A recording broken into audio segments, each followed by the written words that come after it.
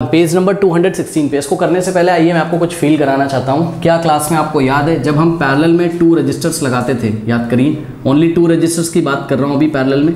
Check करिए, parallel में 2 registers लगे हुए हैं। सपोज ये रजिस्टर का रेजिस्टेंस R1 है और उसका R2 है। यहाँ हमने क्या कनेक्ट किया? यहाँ हमने एक वोल्टेज सोर्स कनेक्ट किया, यानी कि बैटरी वगैरह या सेल वगैरह, जिसका पोटेंशियल डिफरेंस क्या है? V volt. ये यहाँ से करंट I निकलता है, तो यहाँ पे जब करंट जाएगा तो ये वाली ब्रांच में कितना करंट जाएगा? I1। भाई कुछ करंट इधर चलाएगा, कुछ करंट इधर चलाएगा, तो यहाँ पे कितना करंट जाएगा? I minus I1। चेक करो पीछे से कितना आ रहा था टोटल I, तो I में से I1 चला गया, तो ये वाली ब्रांच में कितना जाएगा? I minus I1। सही है, तो यहाँ से कितना निकलेगा बताइए? इधर से आ रहा है I1, चेक करो ना, I1 आ रहा है इधर से, और इधर से कितना आ रहा है? I minus I1। यहाँ से कितना आ रहा है? I minus I1। ऐड करो दोनों को, I1 और plus I minus I1, I1 से I1 कैंसिल, I बच जाएगा, तो ये वाली ब्रांच में कितना जाएगा? I। Law of conservation of charges, जितना करंट इधर एंटर किया था उतना ही तो निकलेगा। इसलिए हम लोग बोलते हैं क्या कि पैरेलल में करंट डिवाइड हो जाता है। चेक करो, ये पैरेलल में है। पैरेलल में कैसे होते हैं? जब दोनों रेजिस्टेंस का एक एंड एक तरफ, चेक करो, दोनों रेजिस्टेंस का ये लेफ्ट वाले एंड एक तरफ और राइट वाले एंड एक तरफ, ठीक, ये पैरेलल में करंट डिवाइड हो जा रहा है। चेक कर लो, I में से I1 इधर जा रहा है, I माइनस I1 इधर जा रहा है, ठीक। लेकिन पोटेंशियल डिफरेंस दोनों के क्रॉस सेम है। चेक करो, R1 के अक्रॉस पोटेंशियल डिफरेंस कितना है? V volt. R2 के अक्रॉस भी पोटेंशियल डिफरेंस कितना है? V volt. पोटेंशियल डिफरेंस कौन प्रोवाइड कर रहा है? बैटरी तो प्रोवाइड कर रही है V वोल्ट, ठीक।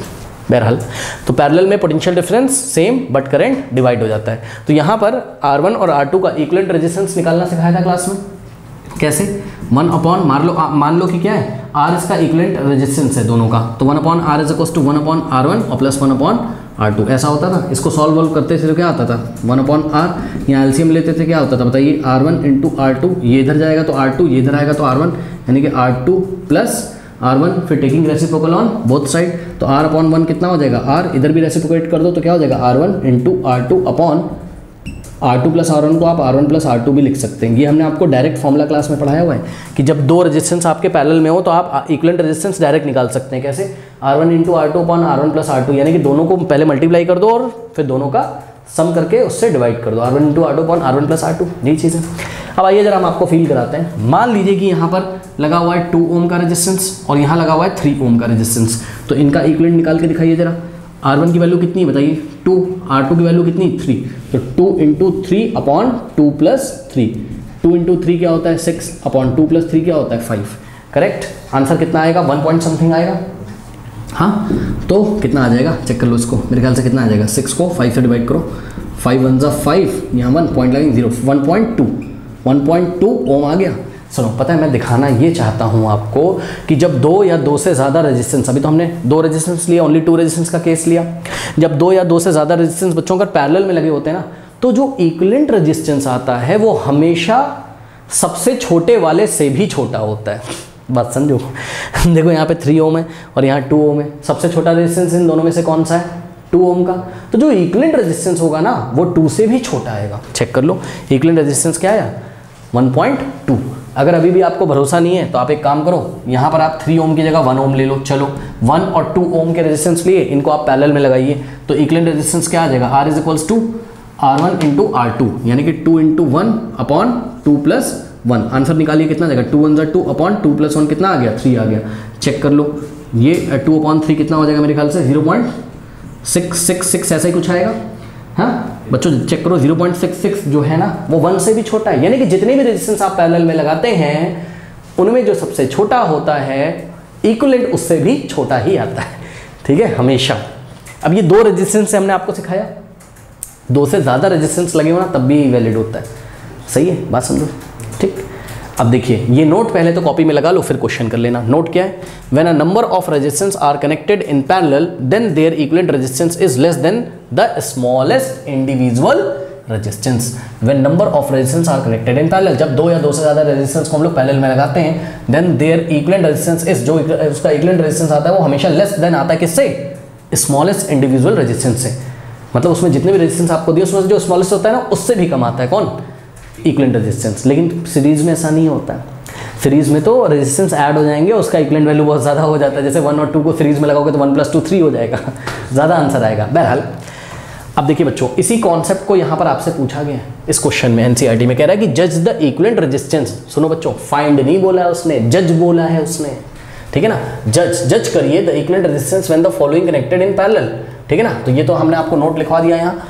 अब देखिए पार्ट ए में इन्होंने यहाँ 1 ओम दिया है और 10⁻6 ओम दिया है। बच्चों एक बात बताइए, आप मुझे क्या बिना कैलकुलेट किए हुए बता सकते हैं कि इसका जो भी रेजिस्टेंस आएगा उसके बारे में आप क्या कह सकते हैं, बताइए।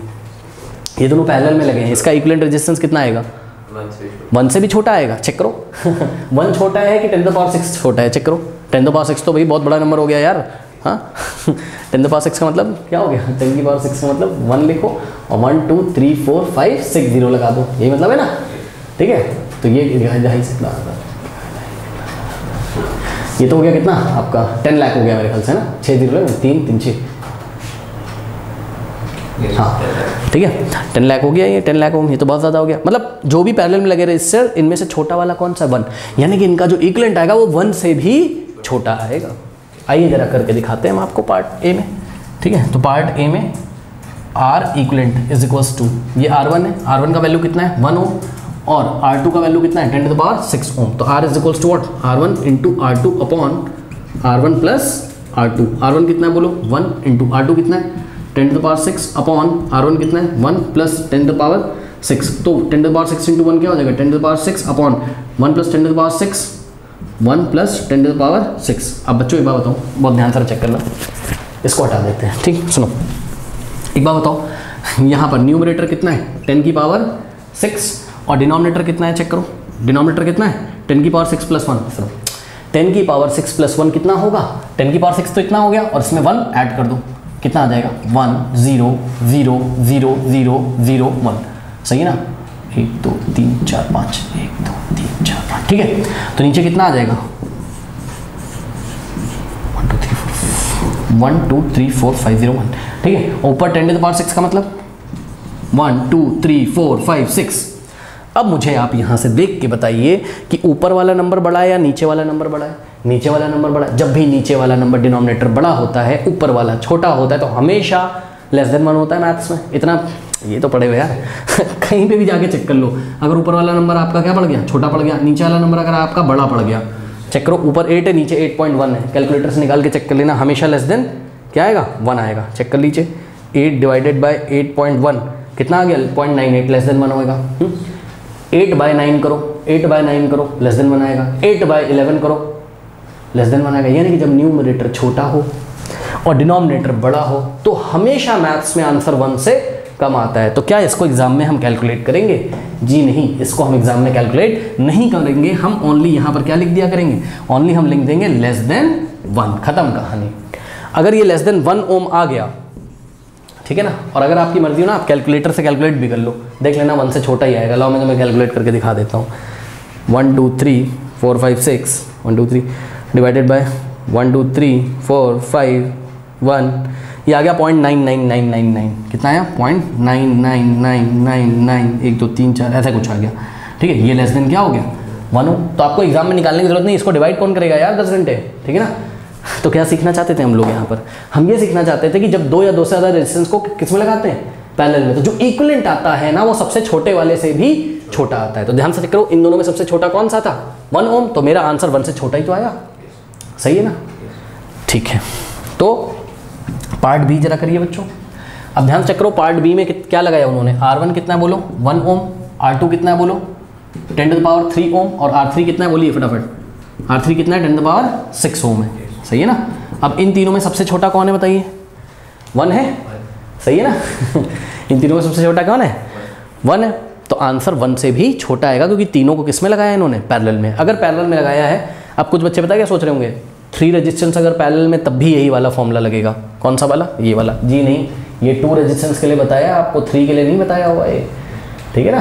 तो 3 के लिए क्या करेंगे? 3 के लिए वही अपना नॉर्मल तरीका है, 1/R equivalent is equals to 1/R1 plus 1/R2 और प्लस 1/R3। कोई डाउट है? अब इसको बच्चों आप लोग सॉल्व कर सकते हो। कितना हो जाएगा? 1/R इज इक्वल्स टू, या तो आप एक काम करो ना, पहले इन दोनों में क्या लगा दो? फॉर्मूला लगा दो, जो आंसर है उसके साथ लगा दो, ऐसे कर लो ना, क्या दिक्कत है बताओ।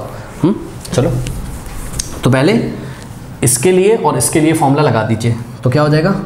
2 रेजिस्टेंस पैरेलल में है ना, अरे भाई चेक करो ना, 3 है टोटल, तो उसमें से कुछ ऐसा आएगा, ये देखो ये और ये हो गया तीसरा, ठीक है, ये 3। तो ये ऊपर वाले दो पैरेलल में कौन कौन, R1 और R2 पहले इन, अब दो रेजिस्टेंस पैरेलल में तो ये वाला फॉर्मूला लग सकता है, तो हमने यहाँ लगा दिया अभी कि R1 into R2 upon what, R1 plus R2 लगा लो, R1 इंटू R2, R1 कितना है 1, R2 कितना है 10 की power 3 upon R1 plus R2, 10 की पावर 3 इंटू 1 क्या हो गया 10 की पावर 3 अपॉन में 10 की पावर 3 इंटू प्लस 1, 1 प्लस 10 की पावर 3 हो जाएगा, यानी कि 10 की पावर 3 का मतलब क्या होता है 1000, सही है ना। और नीचे क्या आ जाएगा बताइए 1 प्लस 1001, तो ये हो गया 1001, 10 की पावर 3000 प्लस 1 1001, ये आ गया आपका क्या R इक्वलेंट आ गया। यानी कि बच्चों ध्यान से चेक करो, इधर इधर इधर R1 R2 R3 लगाए थे आपने पैरेलल में, अब इन दोनों की जगह इनका इक्वलेंट बना दो, इनका इक्वलेंट कितना है बताइए 1000 अपॉन 1001, तो एक नया डायग्राम बनाएंगे, यहाँ पे देखिए जरा,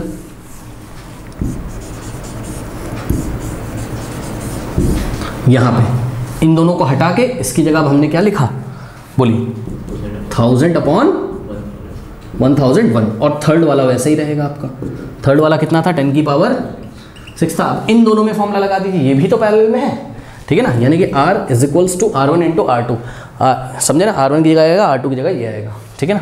तो कितना हो जाएगा बताइए 1000 अपॉन 1001 इंटू 10 की पावर 6 अपॉन क्या हो जाएगा R1 प्लस R2, यानी कि क्या हो जाएगा यहाँ पर 1000 अपॉन 1001 और प्लस 10 की पावर 6, कुछ ऐसा आपके पास हो जाएगा, सही है ना। ओके, अब इसको किस तरीके से सॉल्व करें,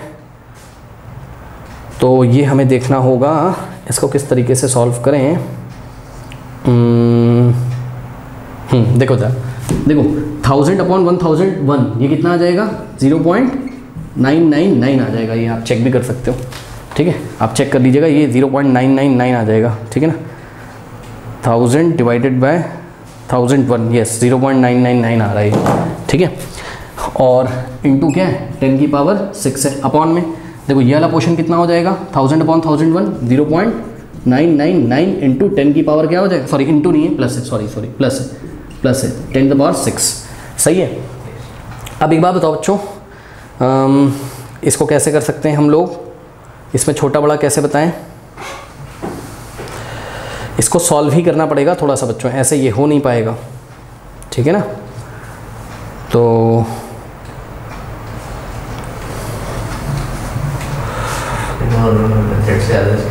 हाँ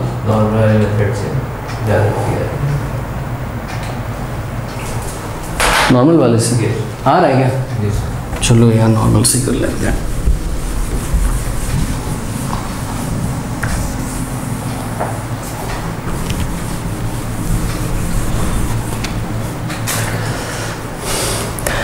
नाउ स्टूडेंट्स पार्ट बी में ये R1 R2 और R3 पैरेलल में, तो जब 3 रेजिस्टेंस पैरेलल में है तो आप फॉर्मूला ये वाला मत लगा दीजिएगा कि आप सोच लो R1 into R2 into R3 upon R1 plus R2 plus R3, ऐसा कोई फॉर्मूला नहीं होता है।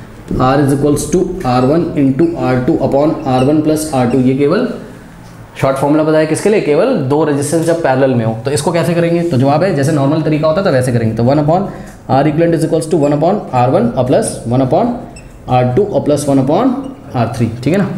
सॉल्व करिए 1 अपॉन R1 कितना है बताओ 1 प्लस 1 अपॉन R2 कितना है 10 की पावर 3 और प्लस 1 अपॉन R3 कितना है 10 की पावर 6, तो 1 अपॉन 10 टू द पावर 6, सही है।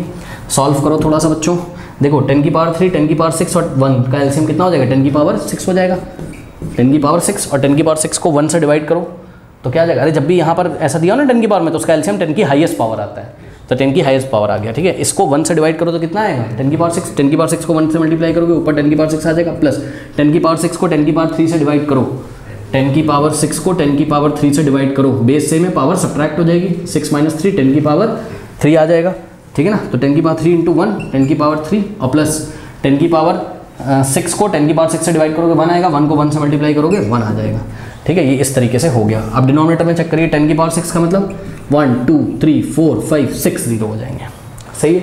और ऊपर बच्चों चेक कर लीजिए, ऊपर हो गया आपके पास क्या 10 की पावर 6, 10 की पावर 6 का मतलब हो गया आपके पास 1 2 3 4 5 6 0, तो ये हो गया 10 की पावर 3 का मतलब 1000 होता है और 1000 में 1 ऐड कर दीजिए तो 1001, ठीक है। अब इन दोनों को ऐड कर दीजिए, इनको चलिए आपको ऐड करके दिखा देते हैं यहाँ पे फटाफट, ठीक है। तो ये अगर आप ऐड करोगे तो देखो 1 2 3 4 5 6 और 1001 लिखना है हमको, है ना, तो 1001 लिखना है, दोनों को ऐड करते हैं तो यहाँ 1 0 0 1 0 0 1, ये ऐसा आ गया।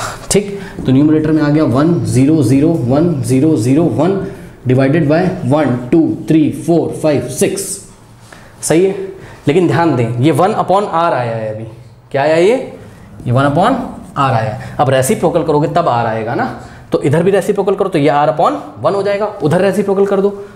सही है, करो, लेफ्ट में रेसिप्रोकल करो तो r इज इक्वल्स टू, इधर भी रेसिप्रोकल कर दो तो क्या आ जाएगा 1 2 3 4 5 6, ये नीचे चला जाएगा, कितना हो जाएगा 1 2 1 0 0 ऐसा।